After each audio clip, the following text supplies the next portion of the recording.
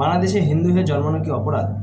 মনমোহন সিংয়ের তারকানন্দায় দীপুচন্দ্র নাগের নৃশংস হত্যাকাণ্ড শুধু একটি ব্যক্তির মৃত্যু নয়, এটা সভ্যতার মুখে চপে থাকা। অভিযোগের ভিত্তিতে বিচার ছাড়া আইন ছাড়া এক হিন্দু যুবককে পিটিয়ে হত্যা করা হলো। তাতেই শেষ নয়, মৃতদেহ গাছে বেঁধে স্লোগান দিয়ে আগুনে পুড়িয়ে আবার মহাসড়কে টেনে নিয়ে গিয়ে আগুন লাগানো হলো। ভিডিওগুলি যারা দেখেছেন তারা জানেন এটা শুধু বর্বরতা নয়, এতে পরিকল্পিত আতঙ্ক সৃষ্টি। এই ঘটনা বিচ্ছিন্ন নয়, এটি একটি ধারাবাহিকতার অংশ, যেখানে অভিযোগ মানেই মৃত্যুদণ্ড আর সংখ্যালঘু মানেই লক্ষ্যবস্তু। বাংলাদেশে আজ হিন্দু হওয়াটাই যেন অপরাধ। দীপু দাস তার আরেকটি ভয়ঙ্কর প্রমাণ। এবার বাংলায় বসে অনেক স্বস্তির নিঃশ্বাস ফেললেন, ওটা বাংলাদেশ, এখানে নয়। কিন্তু সত্যিটা কি তাই? বেশ কয়েক বছর আগেই দেগঙ্গার ঘটনা মনে আছে? একটা বাচ্চা ছেলেকে কেন্দ্র করে হিন্দুদের উপর অত্যাচার করা হলো। শুধু দেগঙ্গা কেন, একের পর এক জায়গায় ওই একই জিনিস ঘটলো। সম্প্রতি মোতাবাড়ি এবং মুর্শিদাবাদ। পশ্চিমবঙ্গের চন্দন দাস, হরগোবিন্দ দাস, নামগুলো ভুলে গেলে চলবে না।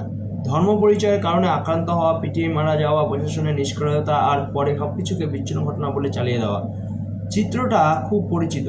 মুর্শিদাবাদ, মালদা, নদিয়া, উত্তর চব্বিশ পরগনা, এই নামগুলো আজ আর শুধু জেলায় নাম নয়, হিন্দুদের নিরাপত্তাহীনতার প্রতীক।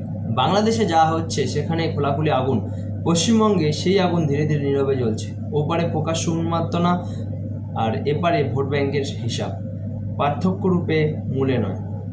এখানে ধর্মীয় পরিচয় অপরাধ হয়ে দাঁড়ায়, যেখানে অভিযুক্ত নয় অভিযোগকেই শাস্তির কারণ হয়।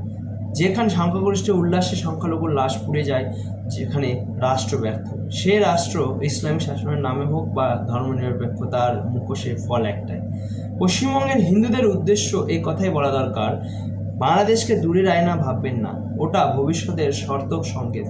আজ যদি চুপ থাকেন, কাল অভিযোগের তালিকায় নাম আসতে সময় লাগবে না। অধিকার ভিক্ষা নয়, অধিকার দাবি। আর অন্যায়ের বিরুদ্ধে নীরবতা কখনো নিরপেক্ষতা নয়, ওটা অপরাধের পক্ষ নয়।